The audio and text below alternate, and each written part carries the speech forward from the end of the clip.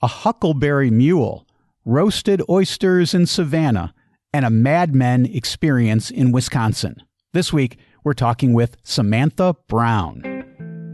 Traveling the world to bring you delicious dishes, tasty beverages, and interesting experiences. This is the Destination Eat Drink Podcast on the Radio Misfits Podcast Network. I'm Brent Peterson. Welcome to Destination Eat Drink, the travel podcast for foodies. This is where we sample the world's great cuisine at destinationeatdrink.com and on the Destination Eat Drink podcast. And this week, I'm talking with the one and only Samantha Brown from the TV show Places to Love. But before we talk to Sam, let me share a recent review of the podcast. Stream 11 said, an engaging food and travel storyteller. Brent has a passion for food and travel. What makes him different is his ability to articulate his experiences in a way that is engaging and informative. On top of that, his guests are terrific. Individuals with local knowledge that you cannot get anywhere else. Great stuff. Thanks, Stream 11. If you've been enjoying DestinationEatDrink.com like Stream 11, could you give us a review too? It only takes a minute. Thank you so very much. Samantha Brown is a TV legend. She's been hosting, writing, and producing shows like Passport to Europe, Great Hotels, and many, many others for over 2 decades now. She won an Emmy for her current series, Places to Love, and the 6th season of that show just debuted on PBS. Check your local listings for when it airs in your town. Samantha presents travel in such an accessible and friendly way, which is why she's become one of the most popular travel hosts on television. Samantha and I talk about the new season of her show, traveling with the family, and curling with Olympians in Wisconsin. And of course, we talk food, like supper clubs, an amazing foodie experience in a castle in Ireland, and what to pair with bison pho in Montana. How's that for a wide variety of foodie experiences? All right, I'm starving, so let's eat. Destination Eat Drink.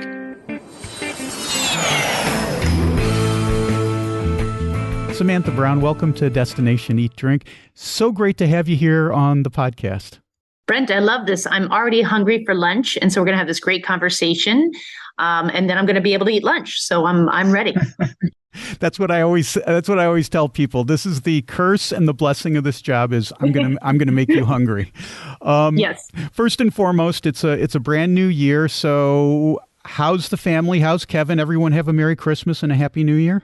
Yes, we did. A very good year, and looking forward to 2023 as well. You know, when it's filled with food and drink and travel, you're going to have a great year. Well, we're all back traveling again, thank goodness. Congratulations on season 6 of Places to Love. What I love about Places to Love is the way that food takes a center stage in your program, because you're not reluctant at all, Samantha, to show the joy of eating. I mean, I just love it when you take a bite and your eyes roll back in your head, and that's how I feel when I try something new and delicious. Yeah, I think that's part of enjoying and doing any sort of food on camera. And I will say there is a challenge, because when you're about to eat something that, as the host of a show, you need to come back with how it tastes and describe it. And you need to talk, and your mouth is usually filled with food, and you're struggling to find the right words because it's just amazing. So I usually just give into it. You'll see things come, dribble out of my mouth. Maybe, you just want to show the real experience. And usually my reaction is just, oh my God, that's amazing. Because that's what it's about. Just really taking that first bite and enjoying it for yourself, and not being so mindful that 2 cameras are rolling at the same time. Yeah. And look at every angle of every, piece of food that's hanging out of your mouth, every bit of spittle that comes out. Yes. I wanted to ask you, anything memorable that you have as far as eating and drinking goes that's especially memorable for you? For season 6, I feel like it was Madison, Wisconsin. And it's a destination that doesn't get a lot of travel love. I don't think people put it on their list of places to travel to, and yet you're highly rewarded by that. And I love those destinations, Brent. I love those destinations that are sleeper hits. Not everyone is going there. And yet the food, I mean, if Wisconsin was a country, it would be the fourth largest producer of cheese in the world in terms of countries. It produces a ton of cheese, all good, of course. And then it's famous for something that is really unique to the entire state, which is supper clubs. Have you ever heard of this? I have. It's funny because I'm actually from the Chicago area, and I went to the University of Illinois. And when we got bored down in Champaign-Urbana, we used to road trip up to Madison. Back in the '80s, it was called Madtown. And we'd go up to Madison and we would party, and then we would stay overnight and drive back to University of Illinois. But anyway. Friends of mine after college, they started their own supper club. Now, this is in Illinois, not in Wisconsin, but so I'm a little familiar with this idea of supper club. But why don't you describe what supper club is for folks who are listening to the podcast? Yeah, there are only about 200 left in the entire state, but it's really something unique to Wisconsin, and they are different from restaurants. For all of us, for all intents and purposes, if anyone outside of Wisconsin sees a supper club, we're going to think of it as a restaurant, but there are a few big distinctions. One, it usually has a neon sign. And two, there is a social aspect to it. So in a restaurant, when you walk in, you are with your team, right? And that's who you talk to. You don't open up to anyone else. In a supper club, you are a part of the energy of that place. And so you are talking with everyone. It starts out at the bar, and then you move to dinner. And at the bar, the drink to have is an old fashioned. But knowing Wisconsin, know that it's not made with bourbon or whiskey or rye. Yes. It's made with brandy. So that tells you it's a different place altogether. You get a brandy old fashioned, and you can have it a few different ways. One is sour, where they add grapefruit soda. One is sweet, where they add lemon lime soda. And so you start with a cocktail. And what I loved about this is it's sort of like this Mad Men world, and they're all different. So that I should preface it with that. We went to a place in Wisconsin called the Tornado Room, and it feels like it was out of Mad Men. It was like 1960s, barrel-shaped banquet booths where you would have a cocktail. And then when you're done with your cocktail, you go in for dinner. And dinner is like anything from steak to frog legs, really an old-fashioned, as we've already talked about, kind of dining experience. And they have what they call a relish tray. And that begins every meal with bread that you carve yourself. It's like a little loaf of bread.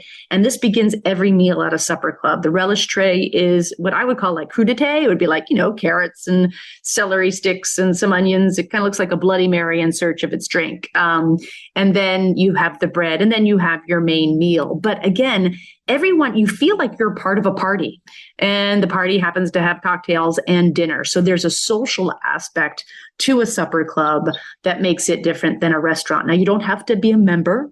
Anyone can walk in, but it does have more of a clubby kind of neighborhood. Everyone knows each other feel.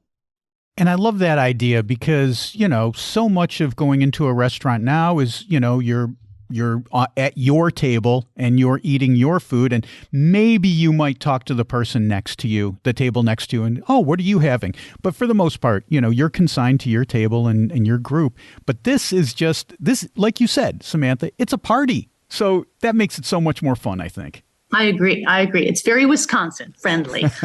Wisconsin folks are friendly. And I got to say about the old fashioned, there is kind of a friendly rivalry as someone who grew up in Illinois between Illinois and Wisconsin, and whether it is the Bears versus the Packers, or whether it's calling each other cheeseheads and flatlanders, or whether it's mocking their old fashions, which we have done in Chicago, saying that that's not a real old fashioned. But you know what? It's pretty darn good, I think. Tell me about this other place you went in Madison called the Fromagination Cheese Shop, because it sounds amazing. Yeah, it's right by the state house, the state capitol.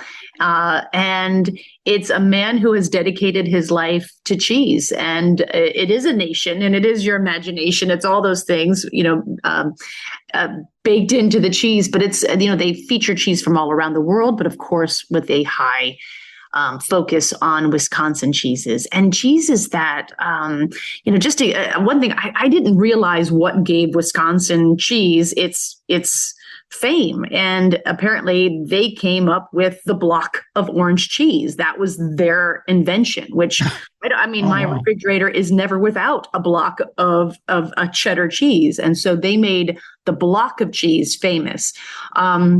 But now they have, and so of course that's the mass produced that we know, but there is, they sell everything from a cheese with this beautiful blue ash line in it that went up against, the French cheesemongers of France and won awards. And so it's award-winning cheese, it's approachable cheese, it's everything you want in terms of really understanding the breadth of a cheese experience you have, and no snobbery either, which I love. I love when you can walk into any place, especially in Wisconsin. There's no snobbery. It's just friendliness of what do you want to discover. And so this is a perfect place to discover cheese.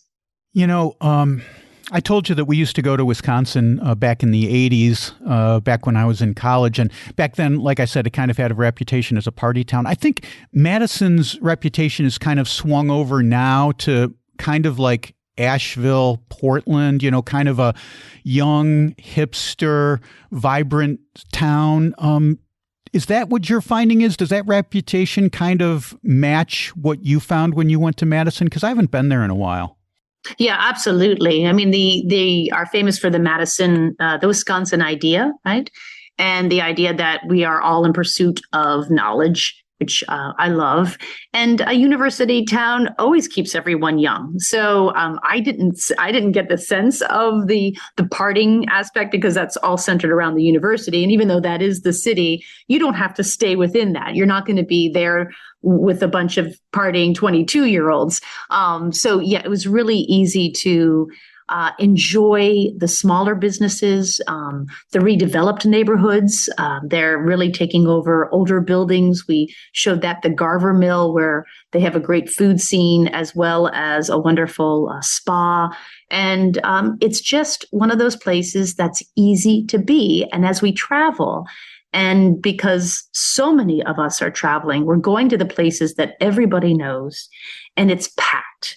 And now we're not having the real experience because there are hundreds of people trying to have the exact same meal, the exact same donut, the exact same hot dog we're trying to have.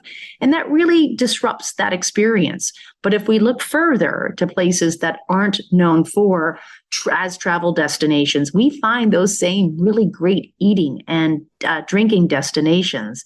And yet we have them mostly to ourselves or with locals. So there's not this sort of frenetic energy because as a traveler, we have to do this. We've planned for this. We can't leave without doing this. And when you're with locals, that's not there because it's something that they get to do every day, weekly or monthly if they want. So that's the difference. And that's what we always try to show in our series, just these places that really should be seen for being more travel friendly. That's such a great point. And I think about that a lot because, we just got back from Spain. We were in Seville and Cordoba, and, these places are well touristed right now. And even in winter, there's still a lot of people there. So we're really focusing now on spending a lot of time going to some of these smaller cities in Portugal where we live, where there's not so many people, where it's kind of less discovered, just so that we can enjoy the everyday pace of life. And of course, it's a luxury that we have because this is where we live now. I guess another place that you went to that's a little bit off the beaten path, quite a bit off the beaten path really, is Big Sky, Montana. Tell me a little bit about that, Sam. Well, we went there to show more of a winter destination, which I think also winter doesn't get a lot of credit for being a time where you should travel and experience snow and cold. I think people gravitate more towards tropical and sun and summer destinations, but winter destinations really pay off. So Big Sky, Montana. Montana is one of my favorite states, period. And to be on a world-class mountain is one thing, but to also fly fish in the winter. We were there in March, so it's not dead winter, but there's still a lot of snow, and snow means you could go sleigh riding on, 2-horse open sleighs and have a really wonderful dinner at a lodge. And so it's just that cozy. It's that cozy, like embrace the cold, have a warm, stewy kind of eating experience there. One thing we were really surprised to find was this totally local restaurant. And Big Sky is a resort town, but the community is local. The community there, they've been there, some families, for 7 generations. And we found this one great place right in downtown. And they served pho. Or pho, however you pronounce that. But they had a really wonderful pho made with bison meat. And it was excellent. And also at this bar, something like, I think it's like Rock's Brewery, but all of their liquor and their booze is Montana. So you can get whiskey, you can get bourbon, and it's all gin. It's all distilled in the state. All their beer is brewed in state. And so again, it's that real local taste. And having pho with bison, I mean, that's pretty Montana. Yes. And what do you drink with that? You're going to have a beer with that, Samantha? You're going to have some bourbon? What are you going to drink with that? I had a huckleberry mule. so the Moscow mule made with huckleberries, with huckleberry gin, I believe, and that was made in the state. And huckleberries, Montana is famous for huckleberries. You can get huckleberry jam and huckleberry syrup and huckleberry liqueur. So that's what I had. I had just skied for the first time in probably 10 years, so I needed something to break up the lactic acid that was solidifying in my bones. And I thought liquor's the best way. I'm sure health-wise, no, that's totally wrong, but I needed a drink. Perfect strategy. I'm on board with that 100%. Let's talk about another cold weather destination that you went to on the new season of Places to Love. You went to the Inside Passage of Alaska, and you traveled there with your husband, Kevin, your kids, your in-laws, and, no matter how much you love your family, that's always stressful. And you put on top of that filming a television show. So first of all, God bless you for that. Second of all, what was that like? Because a lot of times it seems like you're out there. I think your husband travels with you quite a bit, but you're out there doing these shows solo.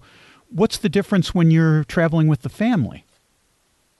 Oh, so much more stress. It's so much easier without kids. It's like, what would happen if everyone had to take their kids to work? You just, and they don't understand, and as they shouldn't, that, mom's working and she's on camera. But the best was, and we actually put our kids on camera, which we rarely do, but we did this time. And the best moment was with my son, Ellis, he's 9 years old. And I said, okay, we're going to walk towards the camera, Ellis, take my hand, and we're just going to act normal. And he just said, act normal? What does that even mean? What do you mean act normal? And I just realized, what a strange, direction that is for a child, to just be normal. And so what else would I be? Yeah. What does that even mean? So I had, some big film critics on me that day in the form of children. But, there's so many great things we can do as a family when you're in Alaska. And of course, for me, that's eating salmon, which is the best. So as a food experience, we were really excited to enjoy, oh my gosh, just all the salmon we possibly could. So we ate our weight in salmon. My son Ellis even caught a salmon, and then they would serve it on board. If you catch any of the fish on any of your excursions, you can bring it on board, and the chefs will prepare it for you for dinner. That's something they do, which is pretty special. I believe you also did some curling up in Alaska, and my girlfriend is obsessed with curling. Like, if it's on TV, we have to stop and watch curling, and she keeps threatening to join a curling league, but we live in Portugal, so the odds of that happening seem pretty low right now. So I think I have to kind of vicariously live through you, Samantha. Did you participate in curling, and what was it like? I did. That was actually in the Madison, Wisconsin. Oh, it was in Wisconsin. That makes sense. Yeah. Well, and they have the 2 Olympians. They have Scott Hamilton, who is a part of the Olympic men's team, And I got to curl with his sister, also an Olympian, Becca Hamilton, and Becky Hamilton, and that was wonderful. And my husband, who's a curler, tell your wife, he's a curler, and he belongs to the Brooklyn curling team. So even in Brooklyn, New York, we've got a curling team. So Nice. and so maybe check out where you live. You never know where they are. So, but it's a great sport. It's a lot of fun, and it's something that you can have fun, right out of the gate. You don't have to have trained, or you do have to have good knees, which is harder as we get a little older. But yeah, it's a great sport. I highly recommend it to anybody. Let's move on to Ireland, because you did an episode in Belfast, and I feel like Belfast is kind of having a moment right now. A lot of people are talking about Belfast. Maybe 15, 20 years ago it was all about Dublin. Now people are really talking about Belfast a lot. What is it for you that makes Belfast a special place? I think it was a place that really lives in our memory for those of us who are old enough as a place of strife, right, of civilian conflict, the Troubles. We all remember that. And to go back to a place that now is experiencing peace, not total harmony, but they've all learned to live with each other. These are great lessons for all of us these days, I think, as well, that even as fellow countrymen or fellow people who live in the same city or the same state or the same country, we have very, very different views, and we can slowly try to work them out. So I love being there, because it was one of those places that, maybe 10 years ago, I just didn't think I would go. And now it is, because it is different. It is, you feel the sense of familiarity because it is on the, Ireland, the island of Ireland. But there is a difference. Very, very friendly. Oh my gosh. You can't walk without someone stopping you and talking to you just on the street. And just so that quintessential Irish friendliness is there.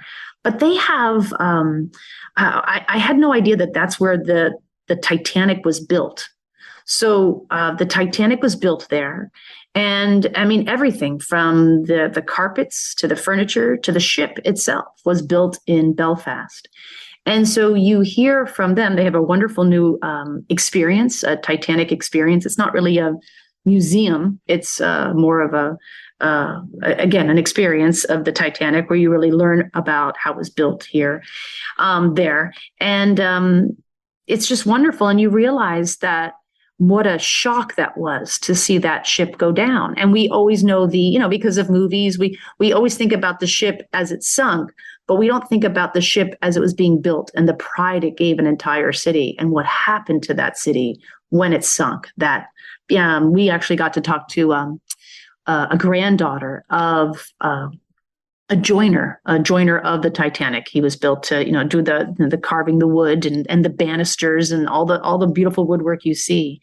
And she said her grandfather, you were never allowed to bring it up. He never talked about it after it sank. And just that feeling of understanding that the Titanic, this story, this real happening, just resonates so strongly still today. So that's where it was built. And then through that, the shipbuilding, you understand about this entire city's incredible industrial prowess. It was such a strength, and how that went away. But now coming into their own is just this vibrant city of music, of art, of course, beer, and all those things. So it just feels familiar, but it's different. And I think that's what makes it really fascinating to a lot of people. What kind of food did you enjoy in Belfast? There was a few restaurants that people all gravitate towards. And we specifically, Brent, don't go to high-end restaurants because we feel like that just knocks out a lot of people who all they have is the budget to travel. And we can find some of those experiences in more in just mom and pop kind of places.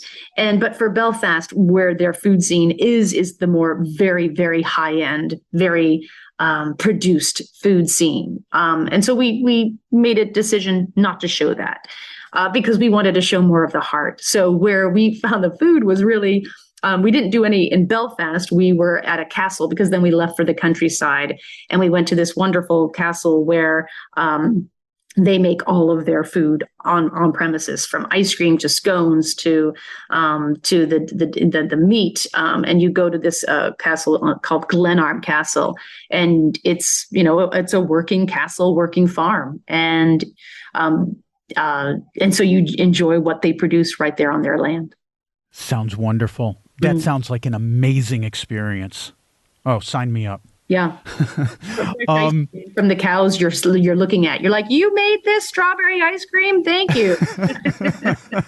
Oh my God, so good.